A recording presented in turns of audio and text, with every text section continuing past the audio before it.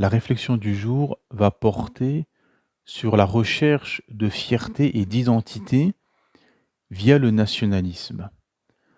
En effet, vous avez beaucoup de gens qui sont des déracinés pour le cas de ceux qui sont en Occident, qui sont en perte de fierté via une idéologie ou une croyance forte, qui sont en perte d'identité et qui vont chercher ces deux choses, c'est-à-dire une identité et, euh, et une idéologie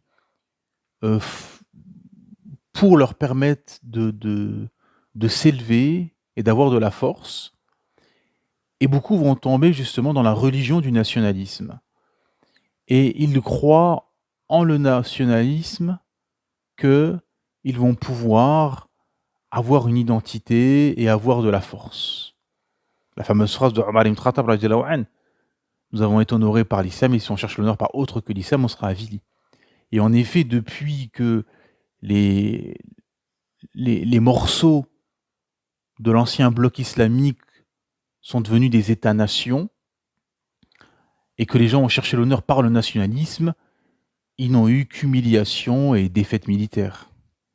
Parce qu'en effet, le musulman, son identité c'est l'islam et il cherche l'honneur via l'islam. Et la problématique, c'est que ces gens cherchent l'honneur via leur État-nation. Et ils se cherchent une identité via le nationalisme. Et ce drapeau qu'ils érigent comme un étendard politico-idéologique. Et ce qui peut être dangereux dans la croyance, quand on va au fond de cette religion qui est le nationalisme, c'est que finalement, dans l'esprit étriqué de beaucoup de ces gens, ils estiment que leur État-nation, que le nationalisme finalement, est une idéologie plus forte que l'islam. Wal'iyadu billah.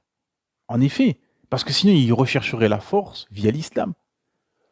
Donc comme ils sont dans un État-nation, qu'ils voient que beaucoup de leur entourage parmi les peuples sont là, ont une rage et essayent d'avoir une fierté via l'État-nation, eh ben ils s'y engouffrent et se disent, oui, via le nationalisme, on va pouvoir relever la tête et trouver un semblant de force et de fierté dans l'échiquier mondial. Et ceci est une ruse du diable et une fausse route qui mène nulle part finalement. Car les musulmans et le monde musulman ne retrouvera la fierté seulement et uniquement via le retour à un islam conquérant idéologique et législatif.